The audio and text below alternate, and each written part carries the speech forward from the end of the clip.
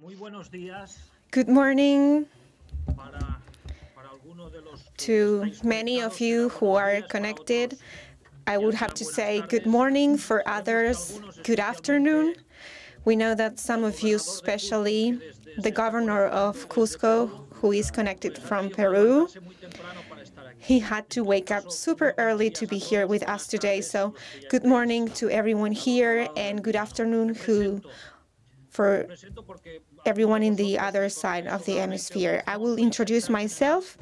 de I Orufogar, la am the Organización Secretary de General Regiones of Unidas, Orufogar, que the os represento Organization hoy. of Regional Orufogar estuvo Units. desde el primer momento en la I've organización been del from foro, the en las 5 first place in the ediciones. Esta es la organization quinta, of the desde el fifth, primer momento all estuvimos 5 ahí, editions junto of the forum. This is básicamente the con fifth PNUD, el one, Programa and we de have been Naciones Unidas para el organizing this with Desarrollo, con la the OIT, la Organización UNPD, Internacional with del the Trabajo, con ILO, PNU, la Organización de las Ciudades, FAMSI, que UCLG, fue el primer organizador FAMSI as well, de la primera which edición. was the first Siempre organizer hemos of the estado ahí first edition of the y debo forum.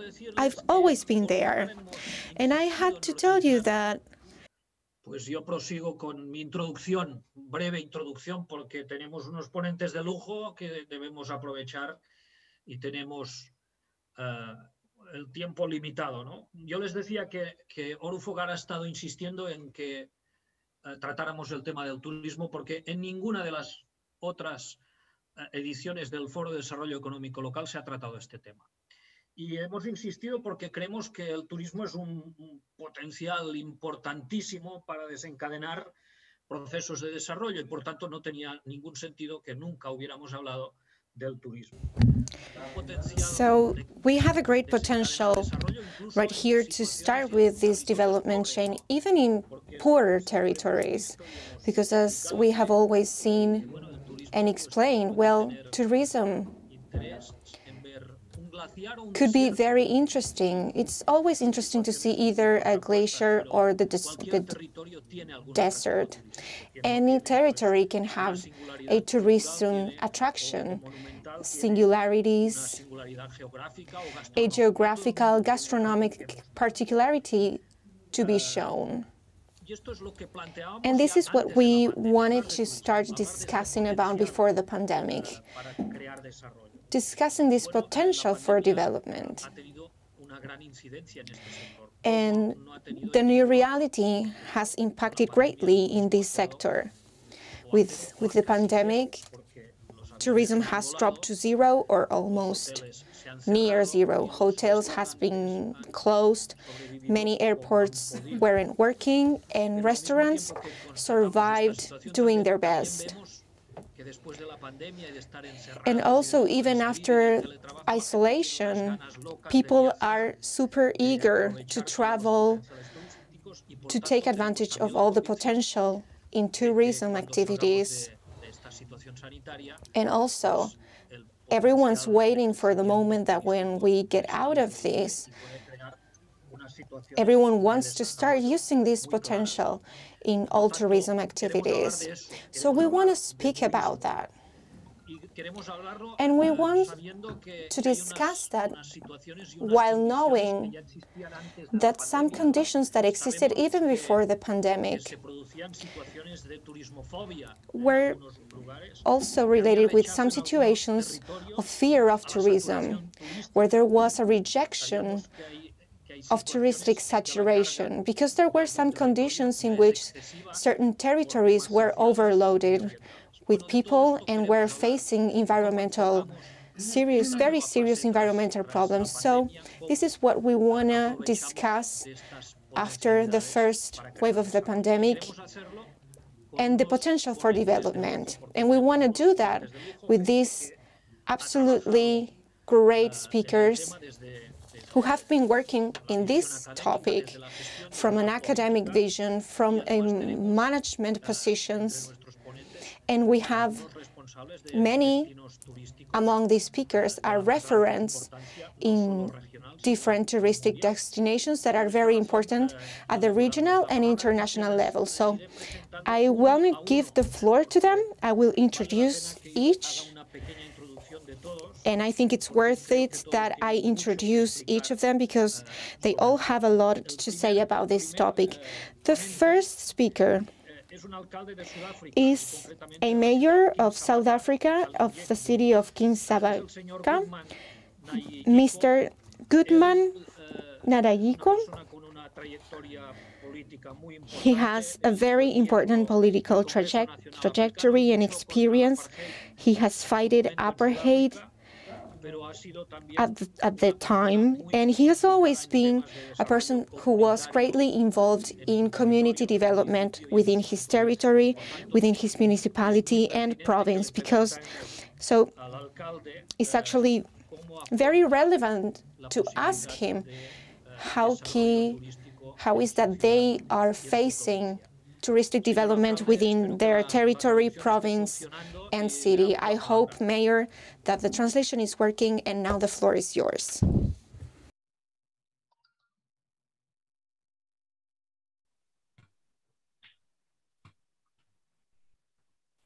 Thanks, Charles. Good day in South Africa. Right now is just the time is 1 o'clock in our area here. This is Councillor Nelani, as Charles has just introduced me. I am in King Sabata Talingebo municipality, which is in KSD. Which is in short is KSD, under the province, which is the Eastern Cape. The Eastern Cape is the 9th province of South Africa. Indeed, this is the home of the legends, which indeed the home of the Nelson Mandela. I'm sure all of us, we know the struggle icon. Indeed, it is South Africa is the tip, as we know, is in the tip of of Africa. In there, right where I am as we speak, this is Mthatha town. Which was the capital town of the former Transkei, which was an independent state before our liberation, which was formed by the Berlin Conference in 1884. I've said it's the home of Nelson Mandela, Dr. Nelson Mandela. He was born here at Mvezo, buried here in King Sabata Talingebo at Kunu.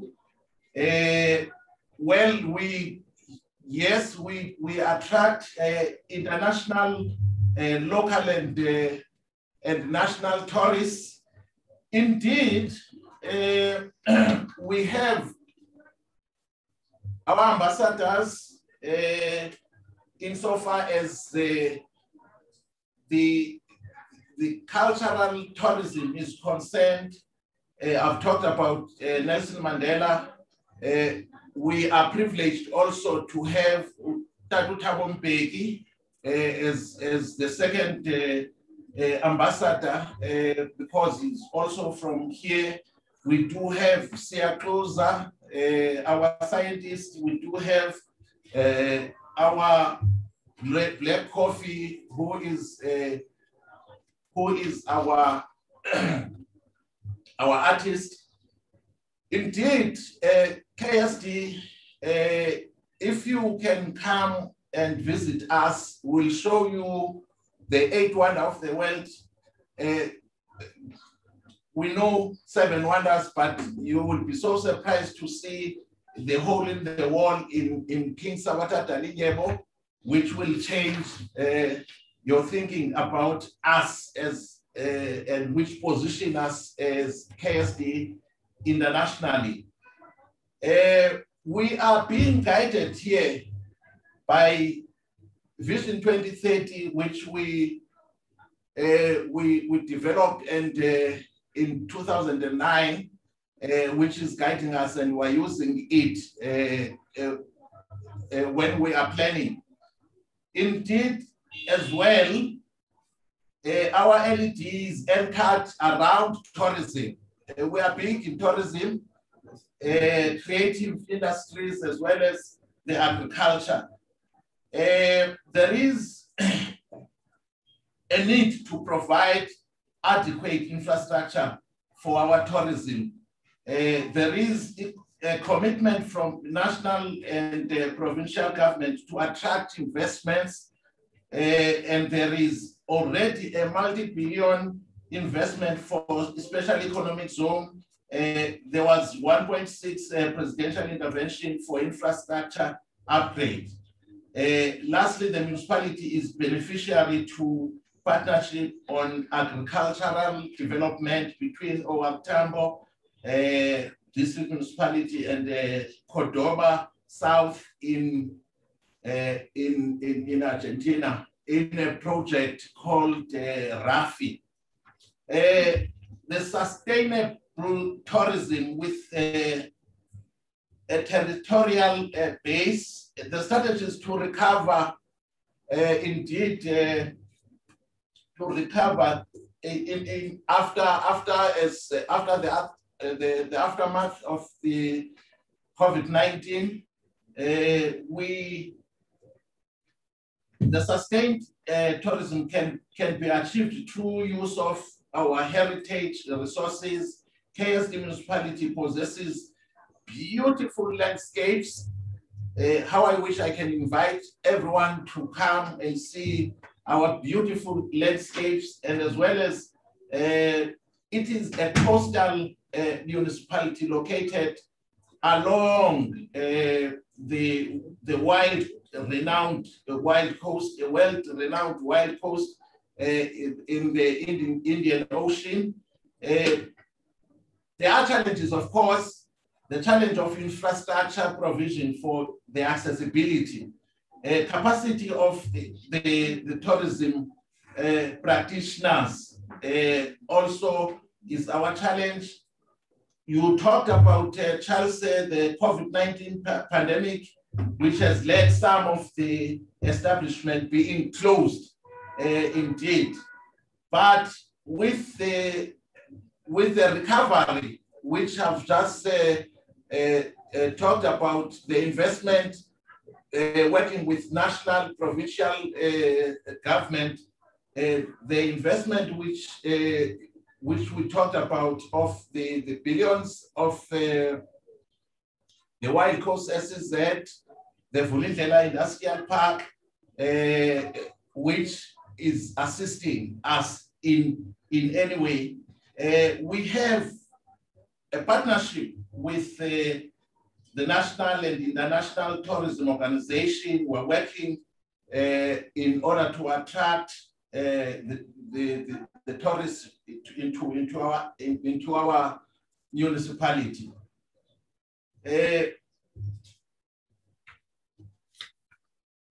Our advantage, of course, is the fact that we do have the land. The land is available. The infrastructure development is our potential, as well as tourism and oceans economy. We have good infrastructure, roads, airport. We are connected insofar as that is concerned, as well as railway. Mthatha, where we are, is positioned as the regional economic hub of OR Tambo district municipality, which is a district municipality which is the 8th district in the Eastern Cape. We are a hub, therefore.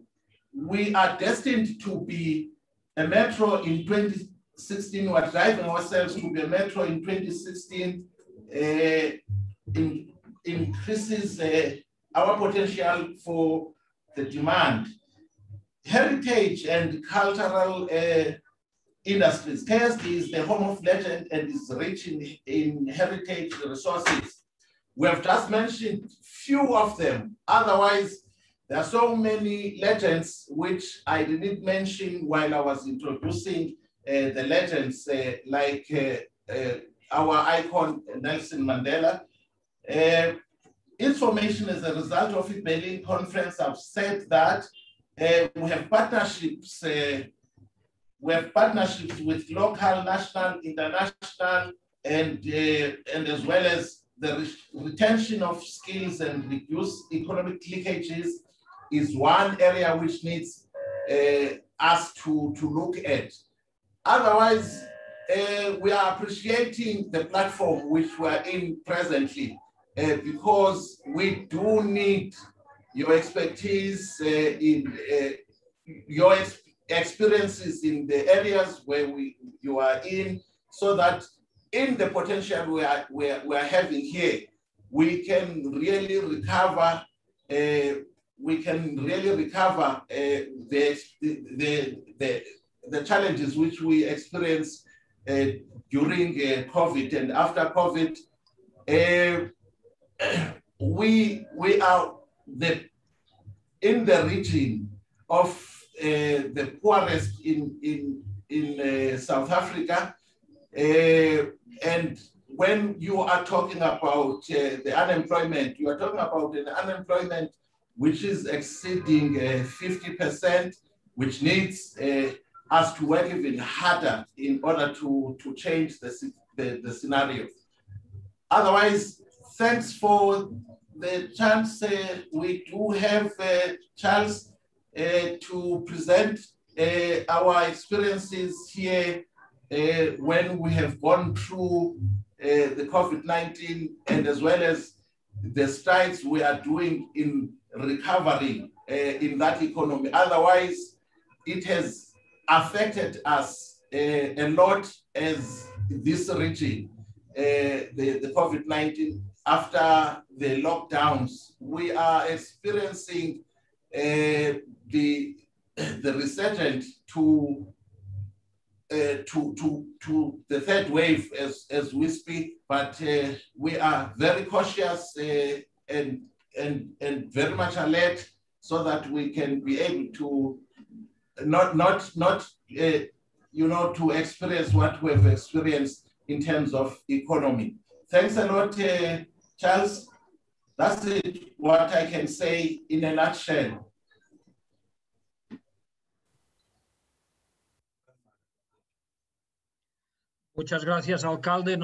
Thank you very much, Mayor. It's very clear that your territory is very attractive, and we really want to visit you. But we must give the floor to Francisco Martins. He's a general director on tourism of a country, not a region, a country, Cape Verde. So we were in Praia in the 4th forum of the economic development of the city. So we know that place very well because we were there, and we were able to see the difficulties in some sectors of the country. For Cape Verde, for example, agricultural development or livestock development is complicated due to the drafts. The location in which it is in the globe map makes it difficult to develop in the industrial area. But this country is very attractive as regards tourism. It's amazing.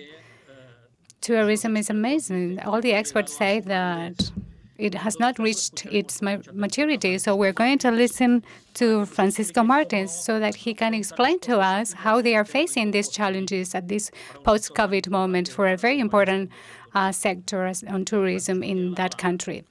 I give you the floor. Thank you very much to everyone.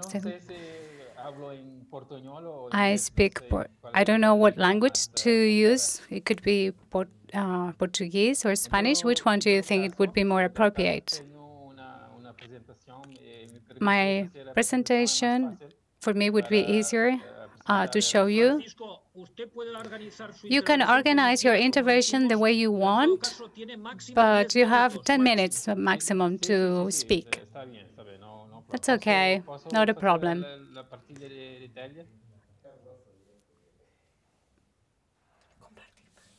I'm going to share my screen.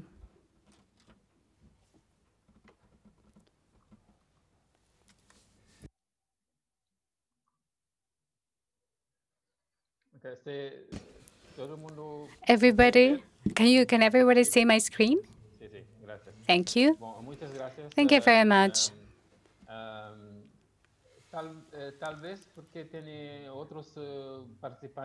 Perhaps some other participants from other countries.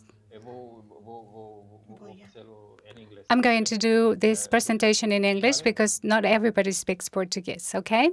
Okay. Good morning, everybody. My name is Francisco Martins. I'm General Director for Tourism for Cabo Verde. As our chair said, Cabo Verde have a good location, and tourism is being the main sector for us in the couple of decades. Okay.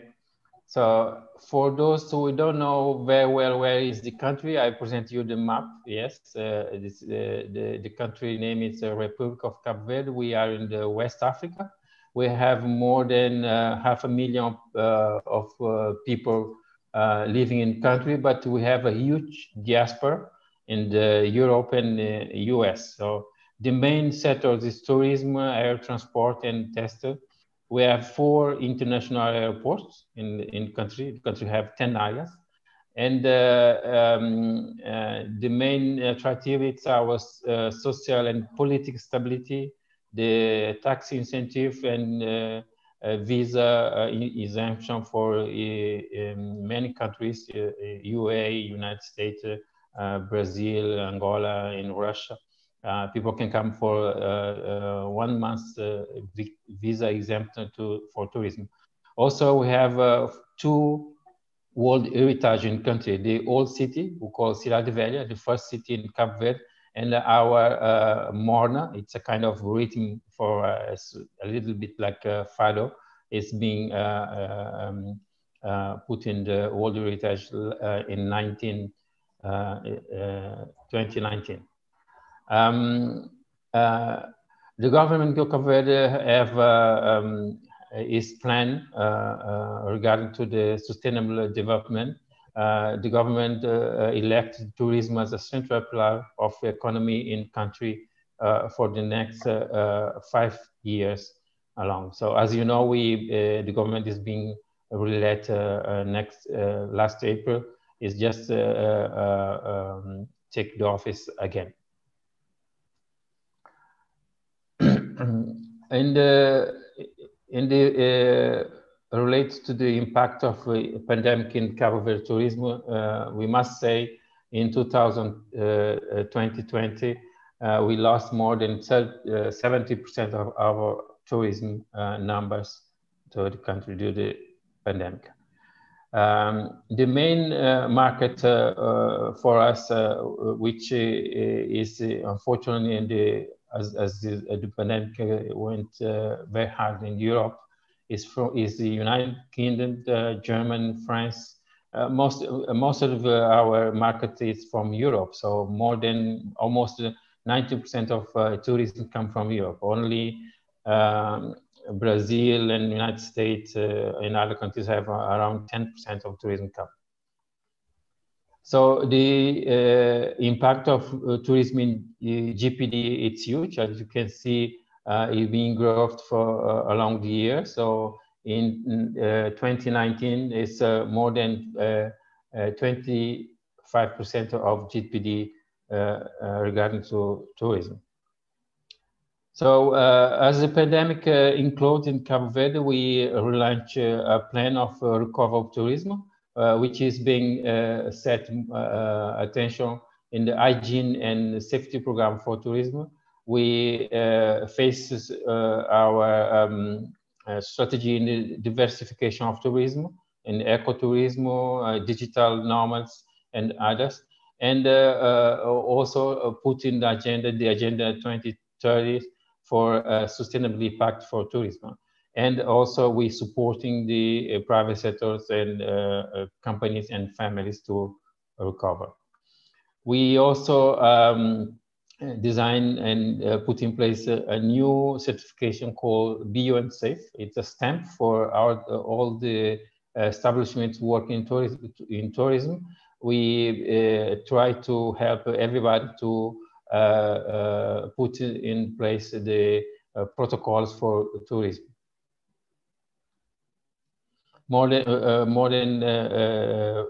52 to 3% of supporting was for women. Go a little bit further. The tourism it's seen by the government as a key element for relaunching the private investment, creating the job and the inductor for the economic growth for Cabo Verde economy. As you know, tourism is transversal. The sector agriculture and other services in the tourism as a the multi-specialization of the economy for Cabo Verde. We are preparing to start a new program. So it's an operation plan for tourism. We is rely on 5 segments as tourism for ecotourism, sun and beach, events and historical and cultural tourism, health, and cruise tourism. All these segments being rely on the sustainability principles. This is the 15 main areas we want to prioritize. It's in English, as you can see, sport, health, shopping, culture, events, sea and beach, and others. So we are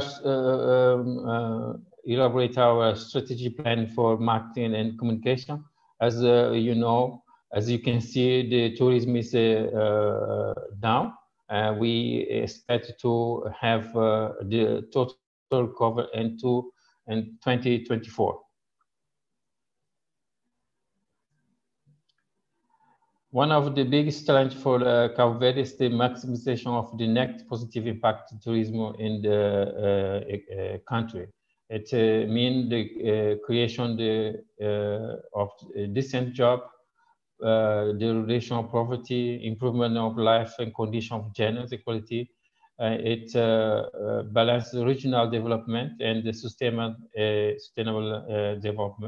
development in the environment, social, cultural, and security and peace. I want to put this video for you quickly.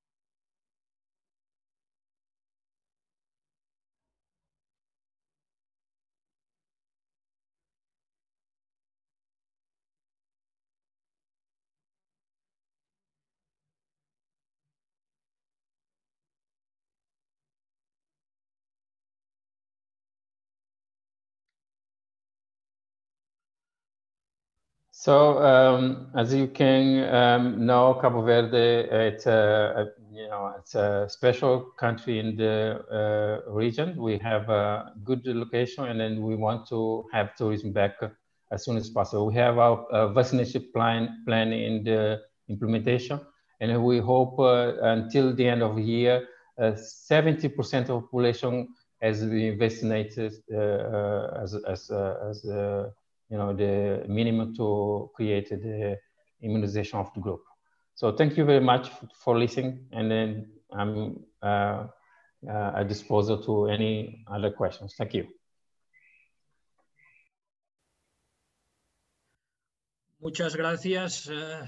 Thank you very much, Director. We were able to see this video. Someone says that the video conferences are a little bit artificial. No, it's as natural as life itself. It has the same problems as life itself. We could see the images, but we're not able to listen to the sounds. And these are the things that happens when we have a live streaming. If this was recorded, everything would have been perfect. We saw the images. Now we have to completely change the geography. We have to jump to another place, from one part of the Atlantic to the other part, and give the floor to Gustavo Adrián Medella, who is the governor of an Argentine territory that is the Antarctic and the south of the Atlantic islands. He's the governor of Tierra del Fuego.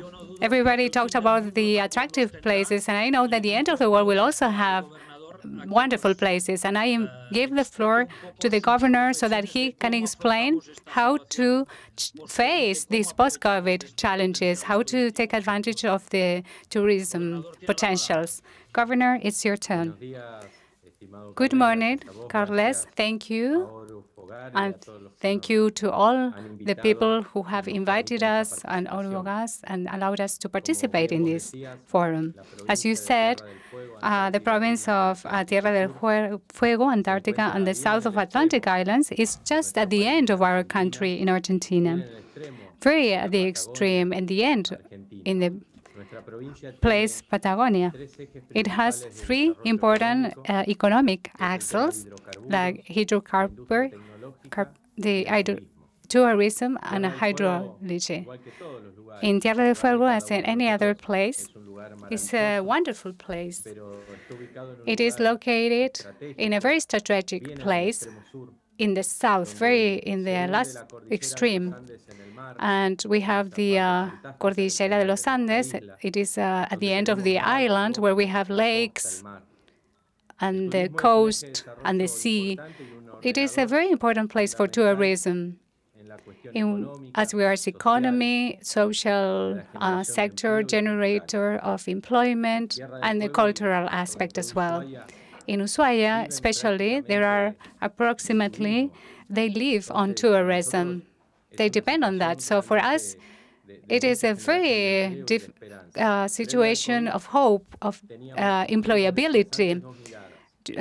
When before the COVID, we had people that want to live on tourism, and they feel that it's a part of their own development, and some part of the population that felt that tourism for them didn't leave them anything. All that economic activity was not reflected in that population sector. And they looked at it as something very far away from their own experience in that province.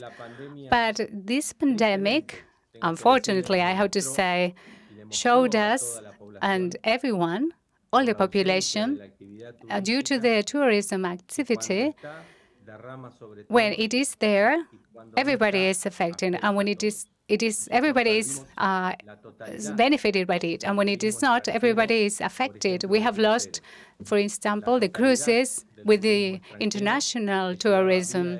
They came by plane to our province or by land. And then the sectors that did not feel identified with that tourism activity because they had another economic activity realized that they also are part of that touristic activity.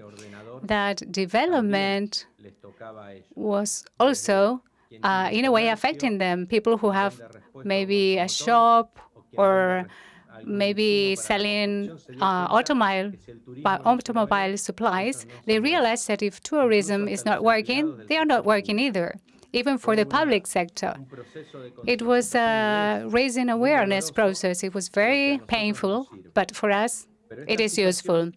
This situation makes us think as a community of providing tourism services, and what the pandemic gives us is hope, and all the community feels that they are a part of the next tourism. For that, Tierra del Fuego is getting ready to answer in the best way, having the high quality standards that they have already been doing. And we're working very hard on a public and private articulation in these two sectors in order to give all the necessary conditions to everyone that wants to come here and they can enjoy safely and completely in our province. That is our objective, and this is the way we're working on. Today, we're not feared or fearful of tourism because at some time in the past, some people said that we can get viruses through the planes and the disease could be transmitted. But now we know that tourism creates employment, it's development, and we want to provide and make them feel safe that they can come to Tierra del Fuego, all the tourists. So we have several health protocols that guarantee the safetyness for all our neighbors and the new people arriving. We have a health center in Ushuaia that is specially destined to provide assistance or to provide any answer to anyone coming to our province.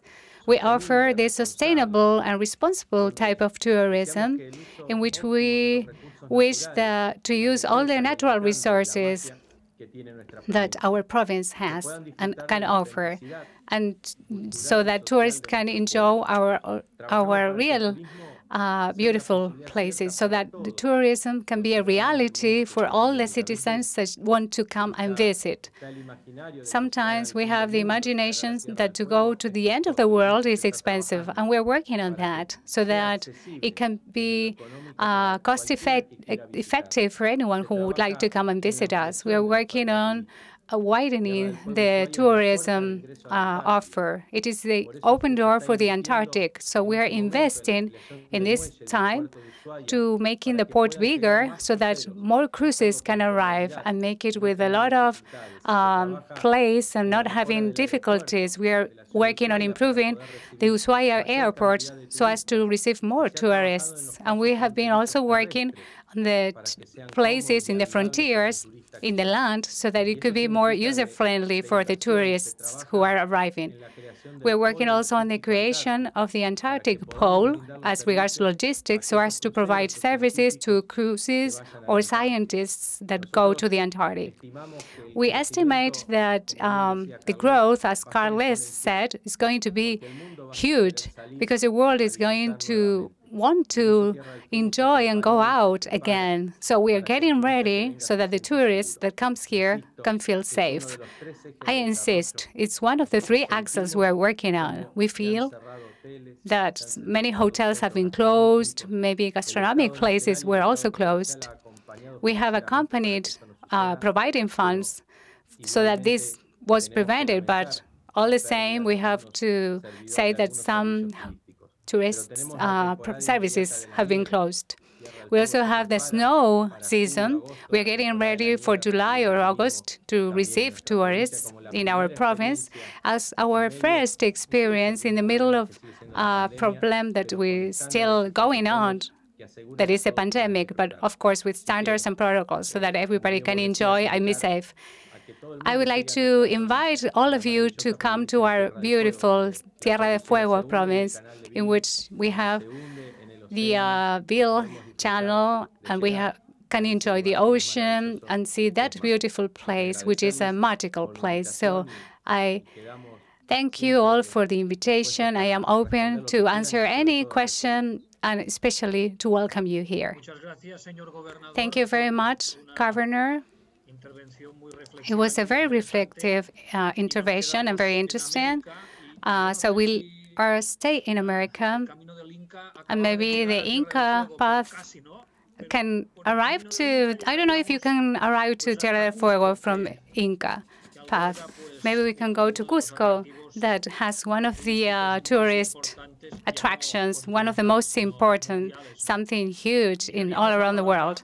Now I give the floor to the governor from Cusco, Jean Paul Benavente. He's an economist. He's governor of Cusco since 2019, and before being a governor, he wrote a book that I think is really important to mention. It's called Application of the Satellite Account for Inclusive and Competitive Tourism. I don't know what the, I know we will talk about tourism, but I haven't read it yet. But I'm sure that from the reflection from 2018, we will have some type of examples in that intervention. Mr. Governor, it's your turn. Good morning, everyone. Here from Cusco to everyone all over the world, it's a pleasure to be able to greet you today. Effectively, we are very concerned because of for the impact that this pandemic had on such an important industry, especially in my region, in Cusco, because if we are talking about economic development, in Cusco has many landscape attractions, many cultural and historical attractions. And our territory is characterized by a lot of complexity at the companies, the different companies that develop their activity within this sector.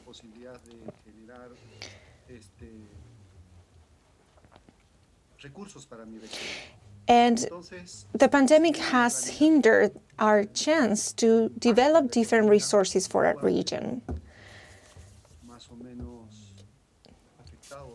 The impact has been quite hard. It has affected our GNP for more than 15 points. And we are thinking about now about how to get out of this situation. We want to think about an optimistic scenario, and we want to start a recovery process as soon as possible. We were thinking about this book I already published, the satellite account. Here I discussed how is that we need to develop this activity.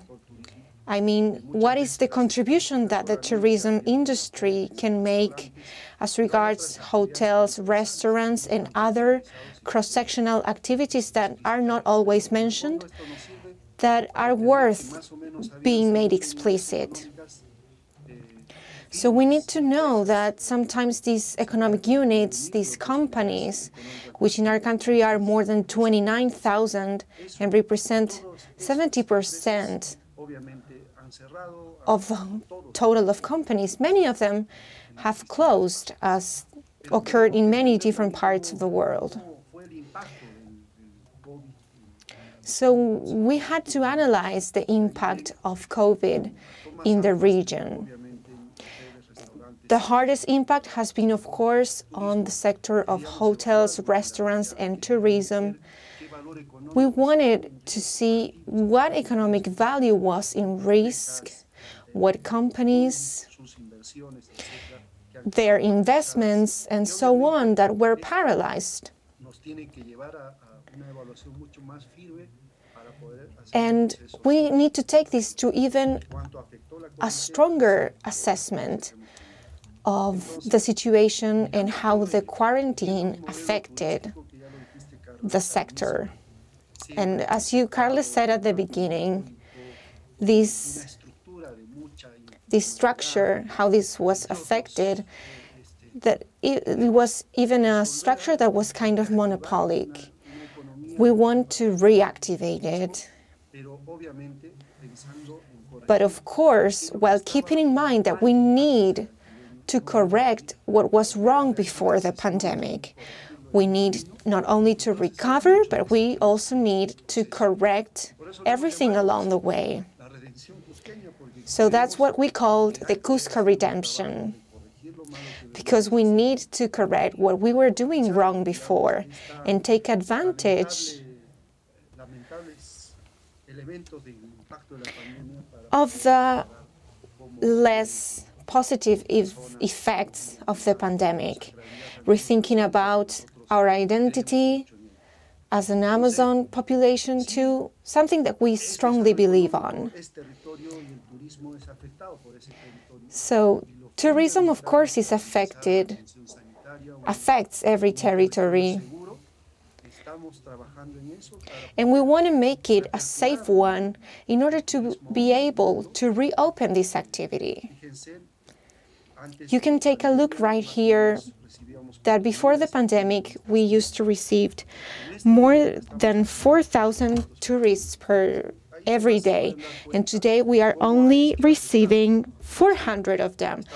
So this shows how we are actually working with 10% of the same volume of activity.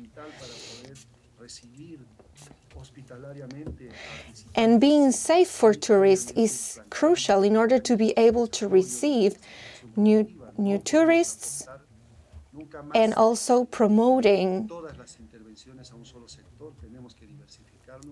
the diversification of the activity, being involved in new sectors and using these as a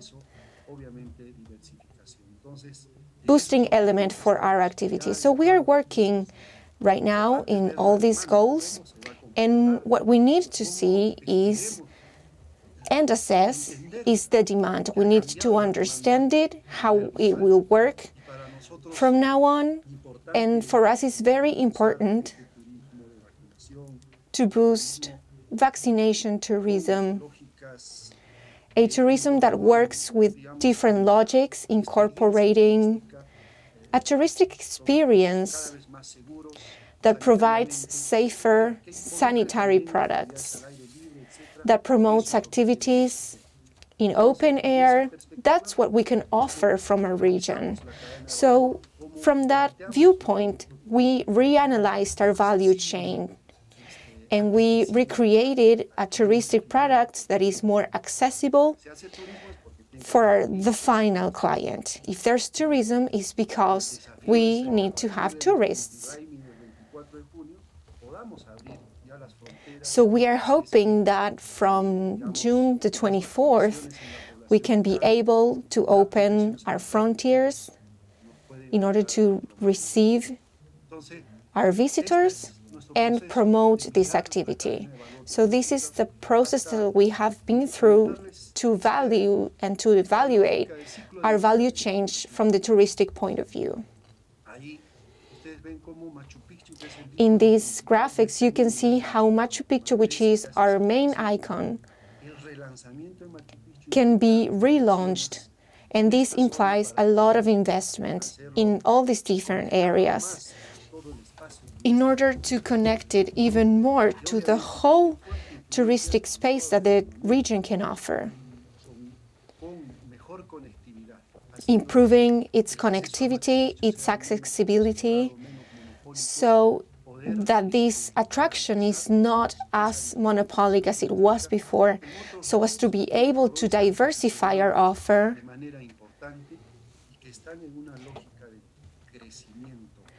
and all this potential of development is being worked on with great efforts. Everyone, of course, is very eager to visit our seven-color mountain, Amantai, which is a blue lake in the area. And all these attractions are starting to have a better positioning within the area. And that is why we have been developing a lot of work and making a great effort to attract new tourists. So we are starting our way to recovery. These are all our plans in order to start as soon as possible our Cusco redemption agenda, in order to improve services for tourists, the attractions, the services, everything that can aid in this process. So these are the fundamental aspects of our work. From the institutional point of view, demand, tourist development, and diversification. So something that we put a great effort on last year, working with different companies and the private sector, also with the aid of the national and provisional governments, and different entrepreneurs, municipalities. We all worked very hard to create health protocols, biosecurity protocols that could protect the local population, but also open the region for tourists. You are seeing here are different touristic attractions, and I think it's very important.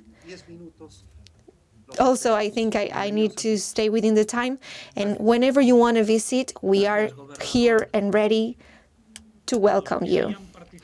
Thank you, Governor, and for all of you who are participating in the forum. Today is our third day. You might be wondering, in this round table there are no women. How can that be? But we have two women right here with us. You would think also there's only one Argentinian speaker. No, we have three of them, because these women are Argentinian too. The first one is Marcela Petro Antonio. She is the Undersecretary of Development of the city. And now we are going to land in two different cities. She's the Executive Secretary of Mercociudades, but she's also an expert in territorial development. And she will deal with a topic that we are very interested on. It's the relationship between urban and rural development.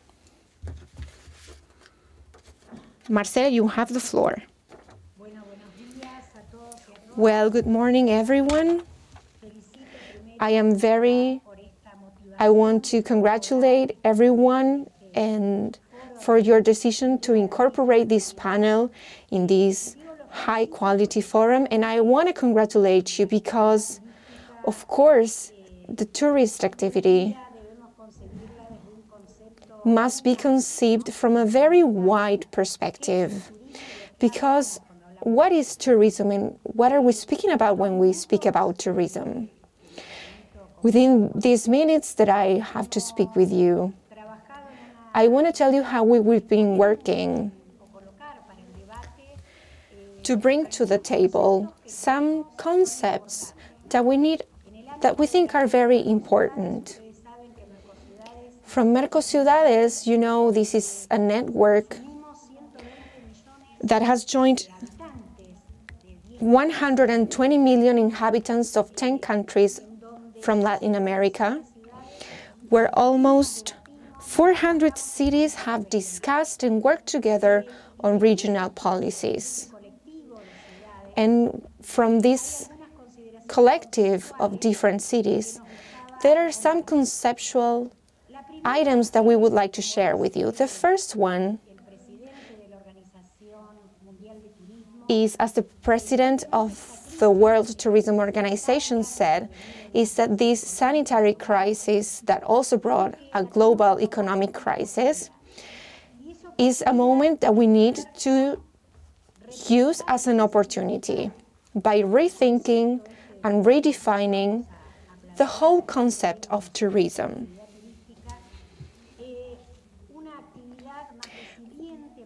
As we need to think about it as a more sustainable, resilient,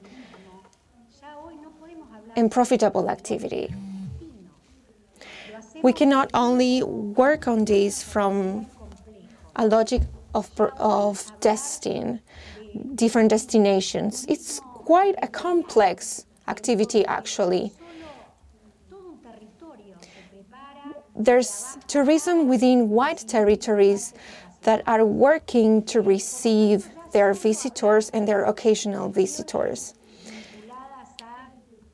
So this proposes a chance to speak about different aspects that go beyond immediate needs. When tourism, like experience tourism, started thriving, we found that we could also focus on rural and green tourism, linking all these activities to the culture of knowledge, to digitalization resources. There are many trends that we were evaluating before the pandemic, and clearly these trends, as our previous speakers spoke about, dealing with safe territories, are now being held stronger in our agendas now after the pandemic. So as you are seeing in this graphic, we are thinking about the importance of creating sustainable development. When we speak about sustainable tourism, we are speaking about the complexity of the complex, not only from an economic perspective, but also we can clearly see that tourism is neither an industry nor an isolated economic activity. It fosters several other activities that have repercussions in a territory. I mean, social, environmental, and cultural repercussions. So tourism is a phenomena that is related to social, cultural, and economic affairs. And these concepts, based on this, Tandil City, where I come from, that hosts the presidency of Mercos Cities, the slogan we have in place during this administration as the key of partnerships. Without a doubt, in this new stage having to do with COVID-19, we cannot develop territories if we do not implement, partnerships between the public and private sectors to decide on policies. In our particular case, and as examples, we've been able to work. We're working on developing this public-private partnership via the Institute of Tourism of Tandil. This is a place where the public and private sectors agree on policies. We're working very closely with universities on the agreement. We call it the Bicentenario Agreement, which sets the standards for the projects for the new anniversary of our city in 2023.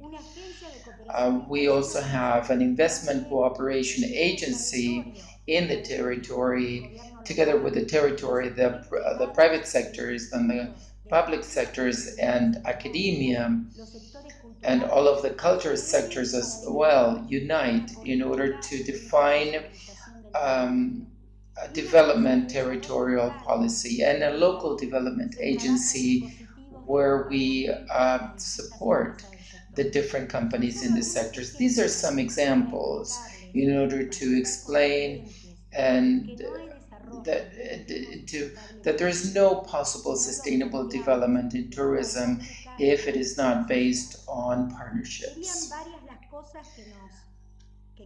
I would like to really go deeper into this, but I would rather focus on this slide and on this rather more conceptual presentation to have a look at some assumptions.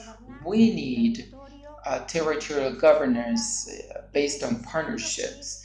We need to confirm that tourism is a very complex territorial phenomena, and we need to approach it with a broader mechanism.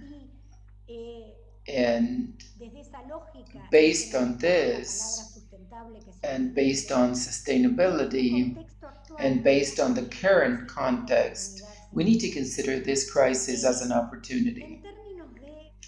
In terms of some crucial issues we need to consider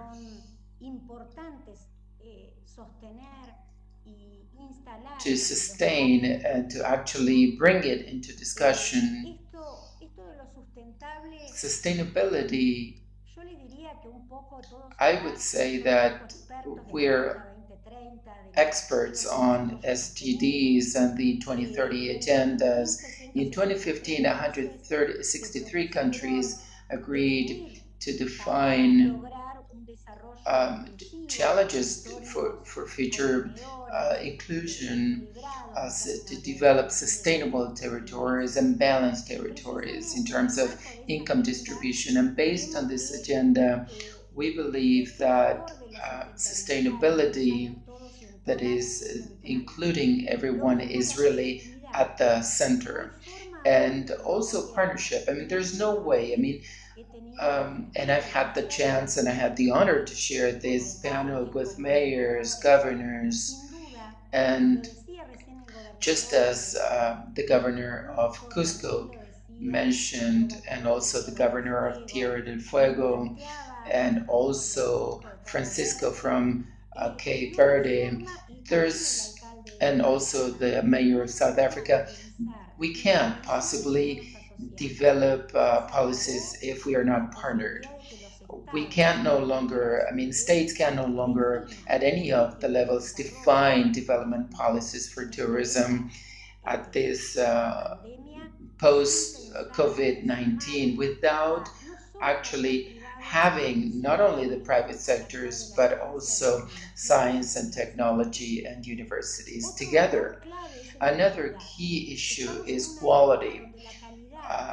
Currently, quality is not measured only in terms of stars, the stars we provide to tourist suppliers. Quality has to belong to the territory. We need to work, territories must be assessed in terms of quality.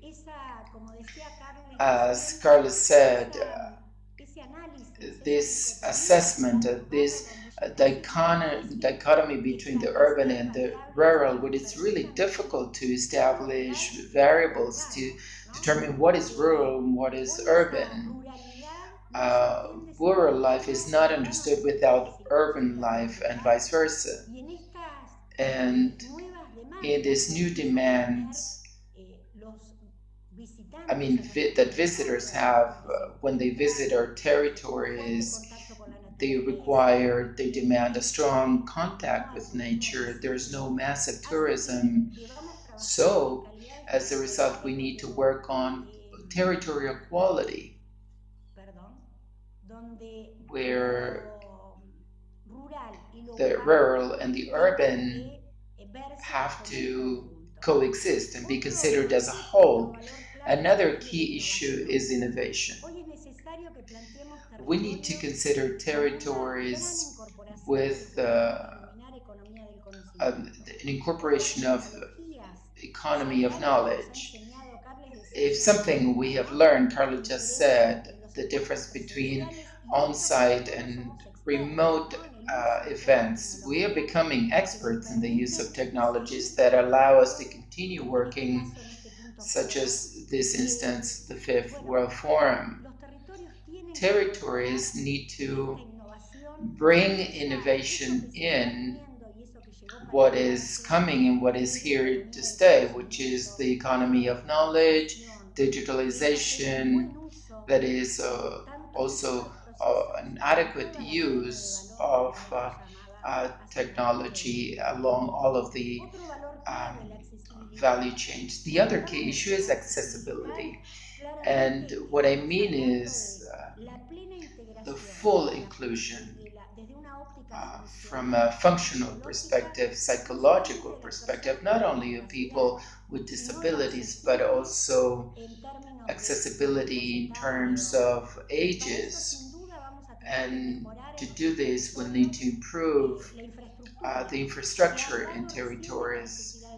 They spoke about the need of funding, and for this this collective of Mercosides network, we're working very hard on global discussions so that this funding to achieve more accessible territories is achieved in a more autonomous way. You may know that funding these days, I mean, from governments especially, are mainly focused on the national states. Therefore, we understand that to work on territorial development, to work on territories as touristic development, we require funding, public funding mainly, which is now mainly focused on the national states. And of course, another key issue we understand is very important is we're speaking about inclusive territories, not only regarding accessibility, but also from the gender perspective. Today, more than ever, thinking of inclusive territories based on gender and LGBT plus will make us more competitive. Bottom line, this scenario, this reorganizational scenario, we need to consider it from the supply side. That is, we need to restructure, reorganize the sector. The governor of Cusco, the previous speakers,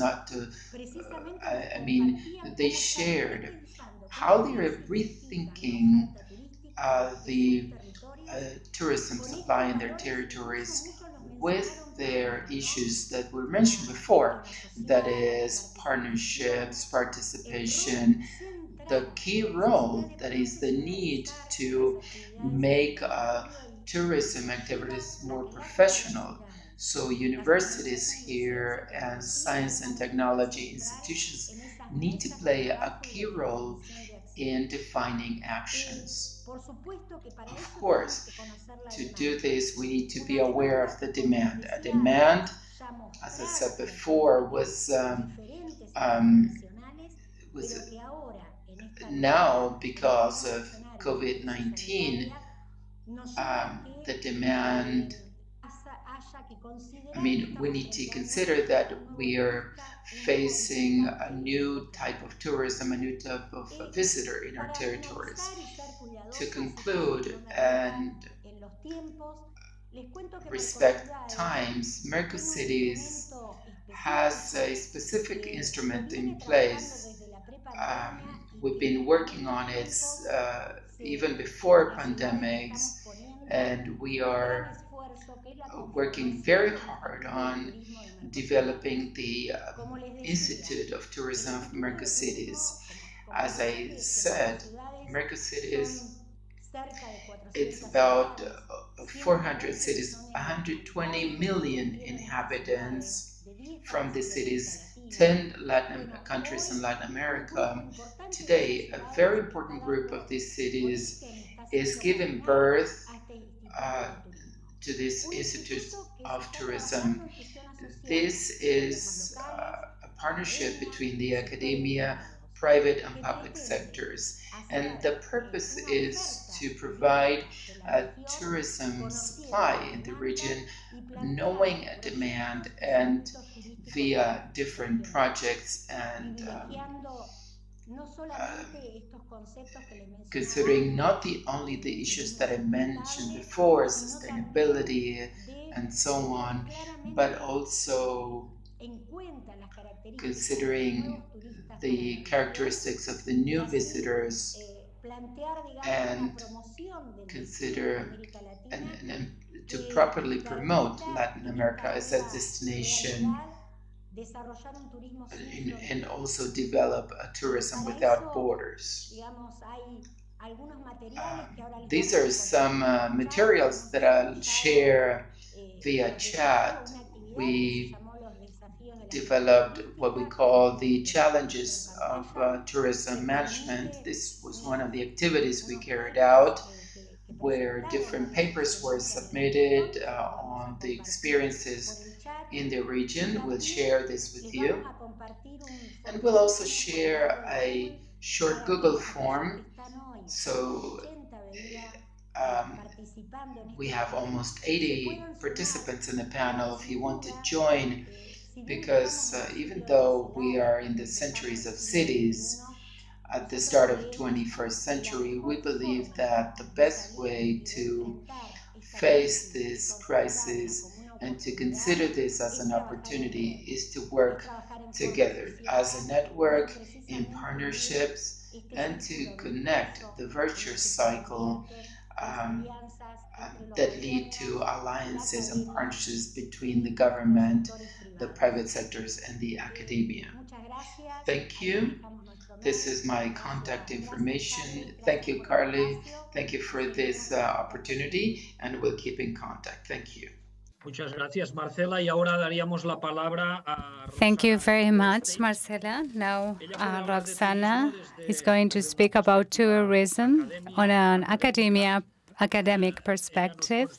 She tells us that she has been working in contact with different UN agencies as regards tourism, and today she's also a national coordinator of sustainable tourism and also inclusive tourism. With her, we're going to close the interventions, and after that, we're going to interchange with everyone that is participating in this space. Roxana, it's your turn.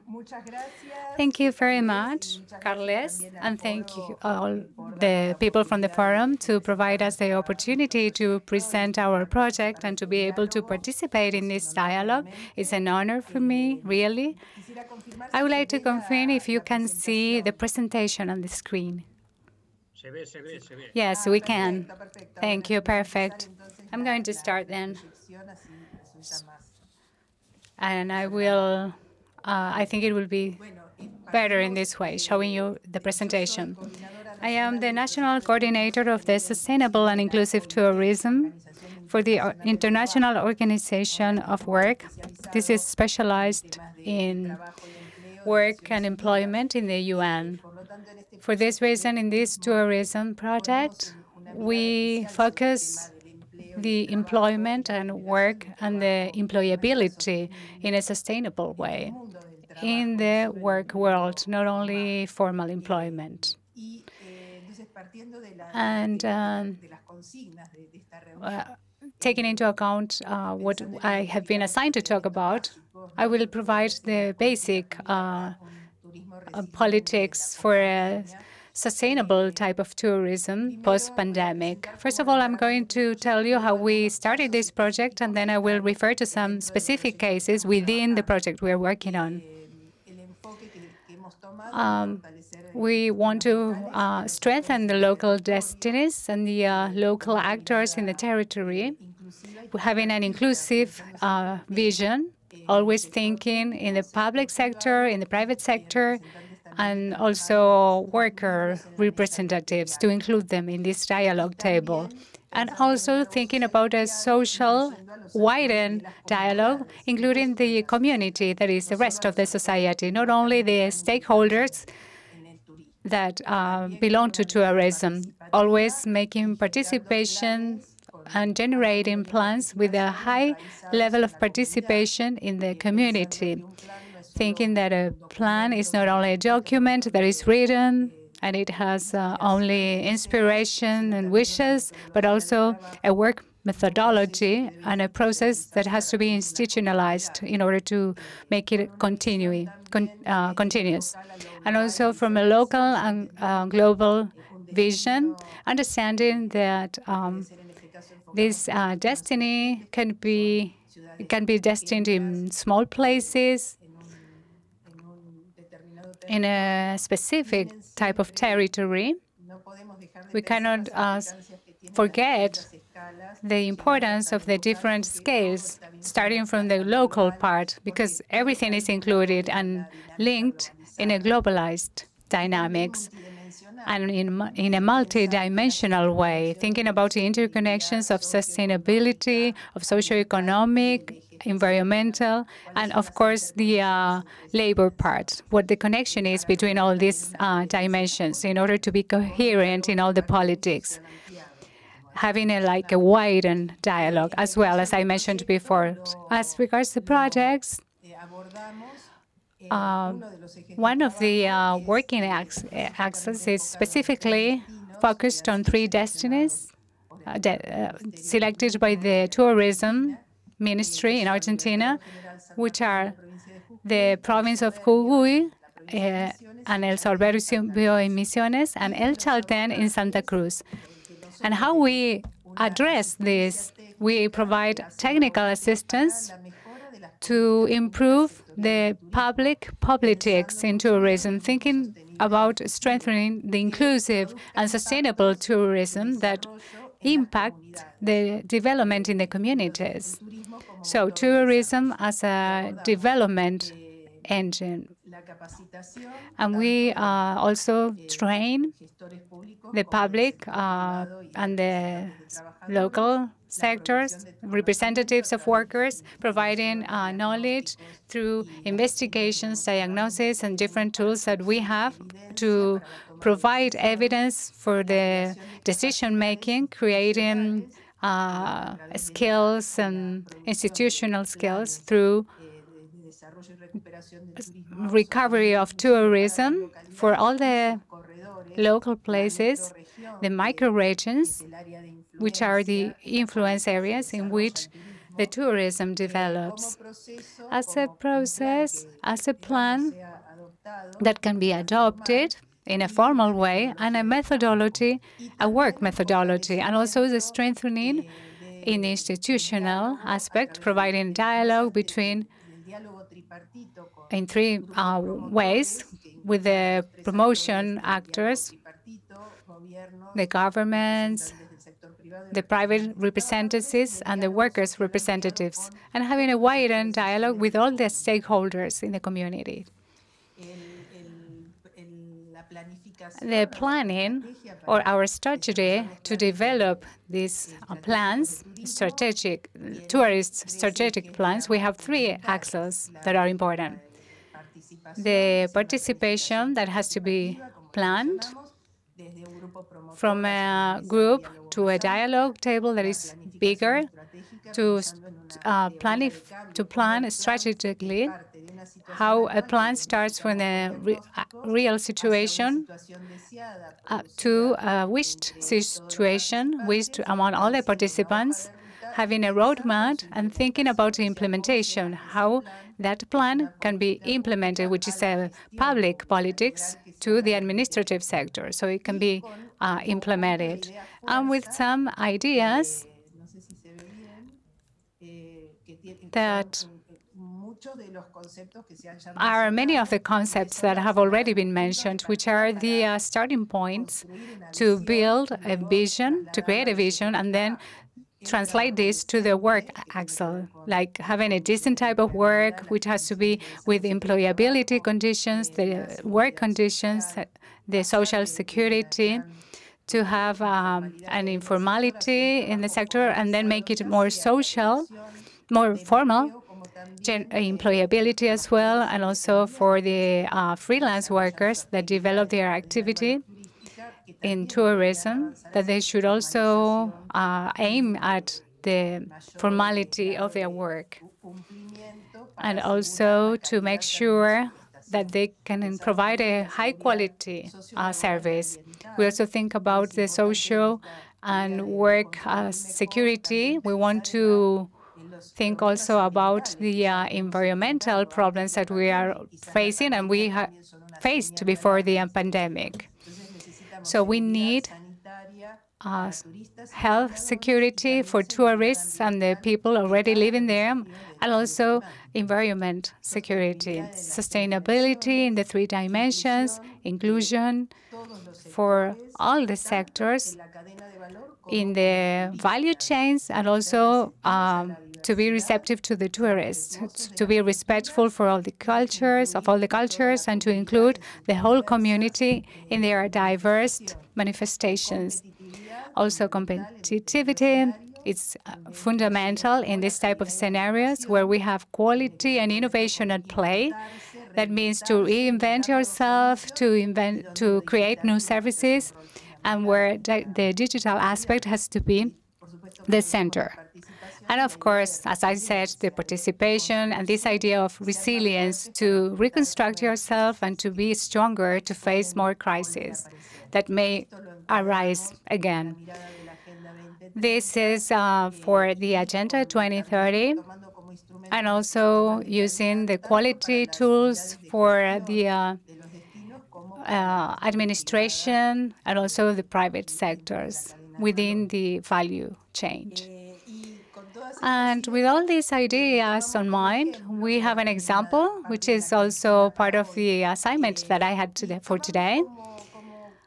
I can show you an example that I think concentrates all these ideas, the development of a tourist product, the place named Senderos de Largo Recorrido. We see this in the 3 destinations that we're working on, and it has its own particularities. And how to develop with the richness as regards the archaeology, cultural, and environmental qualities of this place, a product that can be a touristic and sustainable and inclusive product. As regards Libertador General San Martin in Jujuy, we are developing a path that is the railway system that has 3 places in America, and from the Andes places up to Mendoza, Catamarca, La Rioja, and San Juan. And it is the old rail that was used by the Incas in the Incas times before the Spanish people arrived. And in the regions that we're working on, there is like a path that is called the stairs, which unites the Quebrada up to Las Yungas. We are working at a place called Las Yungas. So we have a lot of richness, natural richness. And the archaeological richness also has a characteristic that is a place and a road that is already, and it's used still. It's part of the identity and the culture of the ancestors and the original places and natural places. So there is a lot of exploitation nature possibilities of this path, which is also something for the humanity. It was recognized by UNESCO. Another thing that we also can talk about is the place Senderos de Largo Recorrido in Misiones, which is in El Sorberbio area. Is La Huella Guarani.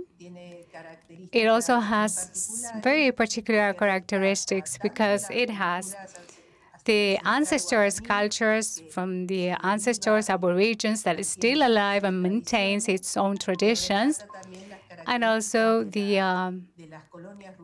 rural colonies that were migrants. And there's a lot of from Brazil and Europe, but they still have their own agricultural cultures and costumes with original characteristics for the place. And also we can refer to this as a bioeconomy. They use wood, the exploitation of herbs, as well as products that are from the particular place, which also has to be done in a sustainable way.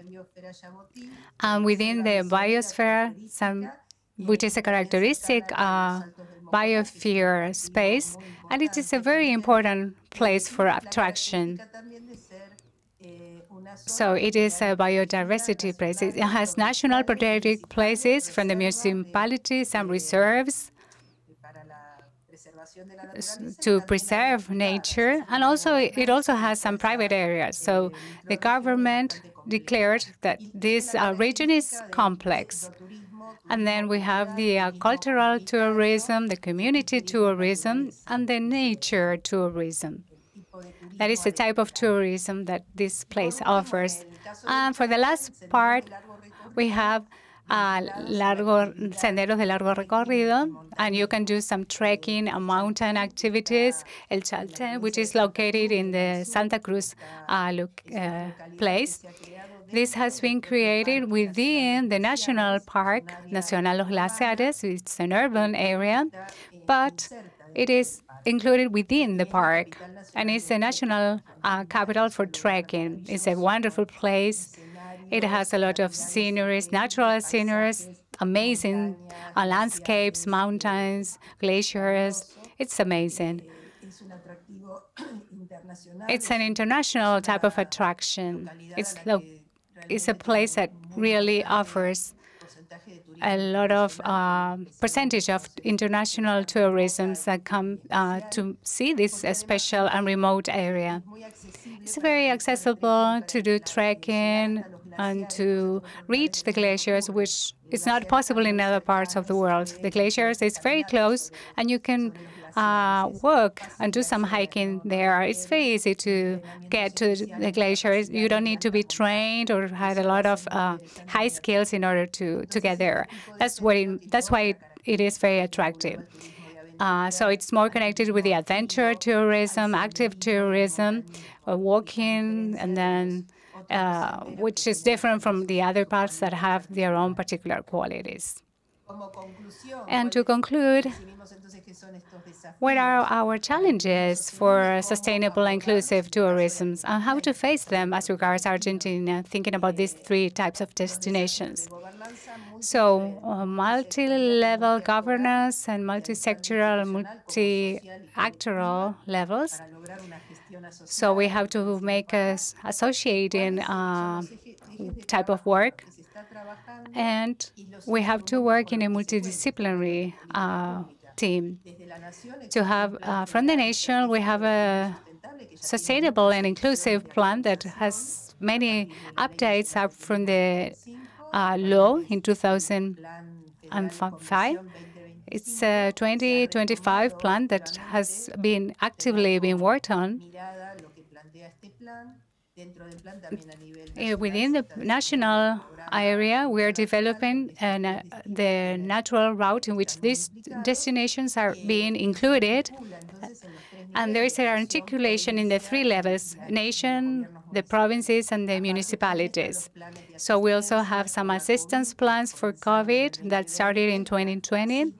The ACID is called in Argentina, for helping and providing support and recovery on tourism that is being renovated with the evolution of the pandemic, which has not been ended.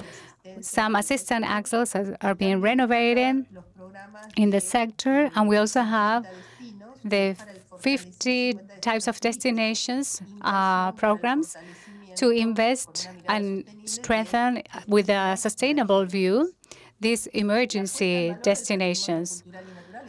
The natural value on tourism provides or needs working in a multi-dimensional well. We need archaeologists, experts on natural places. The improvement of the infrastructure requires specializations, and also the maintenance of those paths so that they are well conserved and easy to be usable. Even though we have problems, climate issues, we have a lot of variety in these areas. These areas suffer from very climate changes, so those paths require a permanent maintenance so that they can be used and people can use them on the long term. So we need a lot of investments. With some programs that provide some funds, they are our own programs, and external financings from different types of programs. In this moment, we have important problems, and part of that financing goes to the development of tourist infrastructures, the 50 emergency destinations, and training for the public sector, but also for the public sector in order to introduce new ideas, new concepts, and to analyze how to make this into action. And our last challenge is to think how with one type of resource that is cultural, archaeological, or natural, but can be converted into a product as regards tourism and attractive to this new type of reality, having a sustainable and inclusive point of view. So it implies a prioritizing thinking about the private sectors and the workers, having a three-way dialogue, and also innovation, of course, and focused on the idea of quality, as it was mentioned previously. Quality doesn't mean only to improve how I provide the service, but also thought in the territory and in the three dimensions, as regards the environment, the social sector, and the work sector, including the economy part, and governance as an institutional access that makes it possible, that is, works, the fourth dimension that makes it all possible. We have tools, we have the quality Argentine system with huge and many tools. We also have international elements, the ISO, as well as the international certifications. And we also must provide our own and concepts and our own certifications that can lead way to an objective to be reached, a long-term vision from which to start creating in order to get to that ideal. I also said that to wrap up, that what are the problems that we have and we have to face in this new type of normality? Thinking about the agenda, the objectives, 8, 14, and the ones that have to do with the economic development, sustainable and inclusive development, and taking care of the sea is what tourism identified. But we also have sustainability, cities, taking care of the protected areas, which is the 15. And if those are in the main part, we imagine to reach objectives, taking into account those sustainable objectives to produce impact in the rest. That is, we need to generate inclusion, that hunger is diminished and inequality is diminished. With the pandemic, which is the other way around, we have to bridge the gap as regards gender. We have to provide access to water, so to make sure that those places are safe for tourism, but also for the community. We have to have institutionality. We have to think on how to face the changed climate. Of course, the 16 and 17 objectives are the core on how to administer all this. We have the resilient recovery and all the problematics that have to do with pre and pro-COVID, the ones related to tourism, but also the structural ones. For example, the solid residues, administration, connectivity, how to get to destination and how to connect, and the macro problems that we don't have to forget, because tourism is a reactive and pro-cycle thing.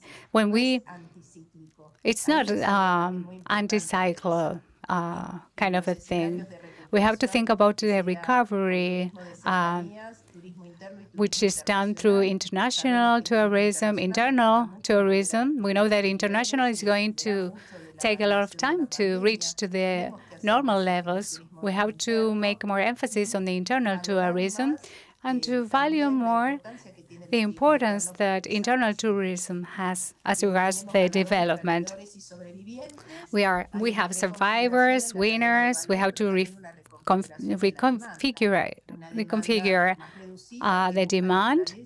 We have people who look for nature. There will be some temporal displacement, people that are moving not only for tourism, but in a temporary way to work in a place that in the past was only connected to tourism, because we have seen the phenomenon that some people are leaving the places to the emerging places, to other places. So we have to take that into account. This is my presentation and everything I wanted to share with you, the ideas that we are working on. And again, I go back to the meeting, to our meeting. Thank you very much. Thank you very much, Roxana, for your intervention. Everyone has respected the time, and even so, we have extended a little bit of what was already scheduled, but we still have 15 minutes to make some questions to the experts, to the 6 speakers, to discuss whatever you need with our audience, with our participants connected right there. I guess many of you are interested in making some questions, so we have 15 minutes and we open the space for your questions. Las preguntas se pueden hacer en vivo y en directo o a través del chat. I don't know if anyone in the chat has some questions, who wants to start or make a final commentary.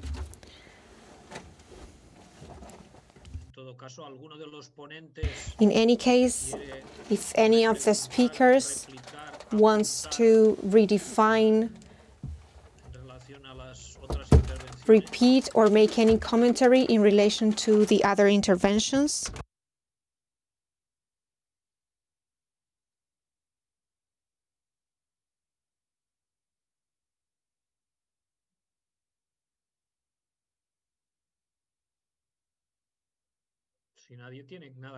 If no one has anything else to say, oh yes, I see right here a commentary through the chat. Everyone wants to congratulate you for your interventions, and they thank you for... Oh, well, someone here has a question by Aileen Braida. I don't know if they can make it. I will read for you. If we speak about territorial and the SDGs, how these objectives and goals can be adapted to the different strategies for development? Well, I think any of the 6 speakers can answer the question. It's quite a wide question. Carles from Cusco. Exactly that, the development goals. Territorial approaches, seeing tourism as something cross-sectional in our agenda, and that can allow us to fight poverty. And right there, the only way is to promote and encourage, as many of our speakers said, inclusion in tourism. I think that inclusive tourism that we could incorporate in our value chain. And the idea is, how can we adapt to our visitors, how to improve services, how to close social gaps as regards access to basic infrastructure, to the support infrastructure. And I'm speaking about not only about water or basic infrastructure. I'm also speaking about incorporating services within tourism and connectivity as a supporting structure. Within all the efforts we are already promoting, we can generate service. Our friend from Ushuaia was speaking about how we can make the services to stay in local communities so that tourism is possible. That is our mission from Cusco. Thank you very much. And if you allow me, Carles, I think it's very interesting what you suggested, what Aileen, I think, suggested for this discussion. What I think is central in this aspect is that working from organizations and the territory for the Sustainable Development Goals. Roxana just shared some of the goals that we need to localize without doubt in our territories, based on what the governor of Cusco just said, creating inclusive tourism. Not a selective one, tourism that takes into account the territory and its characteristics. So I want to reinforce the fact that the concept of tourism is quite complex. What are we speaking about when we speak about tourism? What we need to rethink and redefine, taking this crisis as an opportunity, is to define it. Of course, its lodgings, its different services and specific services, but it also has to do with neighborhoods within a territory, its education system, technology, that is today thinking or interpreting tourism from an economic dimension only, or just by understanding its more glamorous aspects. Because of course we planned tourism for our visitors, and that's perfect because tourists are always in a good mood and ready to enjoy, but that's where we need to focus our efforts in each of the SDGs, because as Roxana specified some of the goals, but we need to focus on the 17th of the goals, on all 17 goals, sorry, because we are very close to the conclusion of the 2030 agenda. Roxana, now we have more questions. I will ask you to be very brief because we have many questions. Roxana, you need to connect your microphone so that we can hear you. Oh, I'm sorry, disconnected. Something operative about how to take the goals to the territory and the localization of the goals. At the operative level, what we need to think about is taking into account the 2030 agenda and the goals in general. But each of the goals has different aims and indicators that are very punctual. And how we take that global agenda to each territory is something that each country must focus on.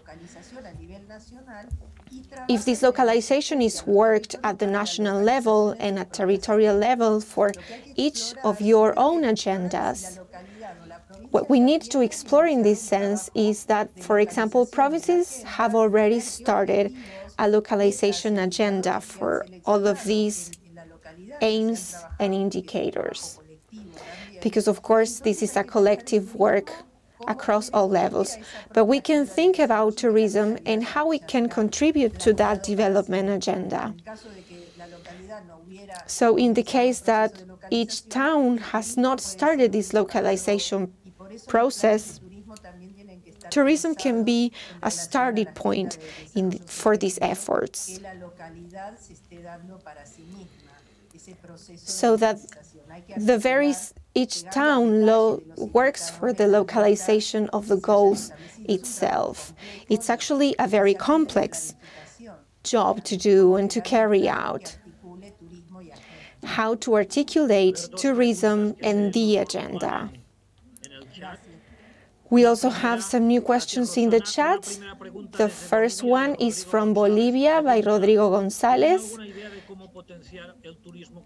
Do you know how to promote community tourism, that is, tourism that promotes the development of native populations? And the other question is for the governor of Tierra del Fuego. You spoke about the participation of the public and private sectors. Could you explain or give us some specific examples of these? About the native populations, if anyone dares. Where we are in that process, about rethinking about community tourism. Many of our attractions are actually enrooted in these native communities, in these peasant communities that work within our regions. We have made actually a lot of progress, and we have generated quite great expectations about this. Always keeping in mind that tourism must be responsible, and then we have to take care also of our clients, preparing a good offer that we are trying to develop in the best way possible. So some tourist attractions have been promoted and improved, thinking about rural and community tourism. It's different trails, networks, and routes that allow us to promote while keeping in mind tourism around Machu Picchu as the main icon that could be diversified in a better way. So I think it's possible. And clearly this can be achieved as long as there's territorial governance and coordination between the public and private sector, having companies that also work in this sense, including, of course, not only poorer populations, but also companies that can contribute to this aim and to improve rural and community tourism. Thank you. I could bring also something to this answer. Mercociudades is working on a program that is working with these 400 cities in the region. And we know that it's not possible to think about territories without thinking about multiculturality. And clearly, when we were speaking about gender collectives, we also spoke about collectives related to native populations and the high migration component we have in this global world. So even if Argentina now is quite an important destination in the region, we have also Brazilian people in Chile, people from every country in a different country from their origin. So every one of us has a lot of multiculturality aspects to exploit. So when we speak about inclusion, it's not only inclusion as the unequal income distribution, but inclusion that takes into account different cultures, not only for native populations, but also that takes into account the high rate of immigration. So very quickly, I will give you two examples of what you just asked about. First, we have a ski center in Cerro Castor. The land is public, and this was the first investment from the public sector, and we incorporated people and representatives from the the private sector that also shared this investment with us. And the other example is the logistic center in the Antarctic, which is also a public land, where the government invested as well with a consortium that incorporates both public and private efforts. So as to be very specific about the examples, those are the two models that we are working on right here in the province of Tierra del Fuego. Thank you very much, Governor, and thank you everyone who participated during this session. There's more than 70 people who got connected, and all our speakers. Thank you for your time. Thank you for joining this important discussion. I must tell you that all 6 of you have made great use of the time to also advertise your own territories, which was not the reason that we had this debate, but each of you could also use this space to advertise your territories. And I think that's quite good, but you have also mentioned very important aspects and points. The governor of Cusco said there are many things to correct and to turn right. I have written many of the things that you and the concepts that you have shared and explained. For us, it is very clear that the words of Marcelo Petrantonio said how tourism is a territorial matter and issue to be discussed, and this is very important. We will make great use of the recording of this session,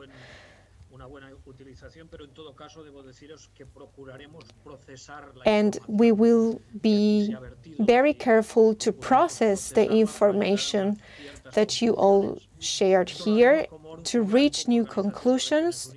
We will do this at the Orufogar as the Organization of United Regions, but also within the local economic development forum. So if you visit our websites afterwards, you will see many of these conclusions. I hope we all fulfilled your expectations. I thank you again, and I invite you to keep participating in the different instances within the forum. Today we will have another plenary session that we will continue throughout the day, and after the weekend we will continue with new activities on Monday and Tuesday. Thank you very much for your participation. I hope the next time we can see each other in person and not only virtually. Thank you everyone for the opportunity and for listening and for sharing this space with me. It's been a pleasure.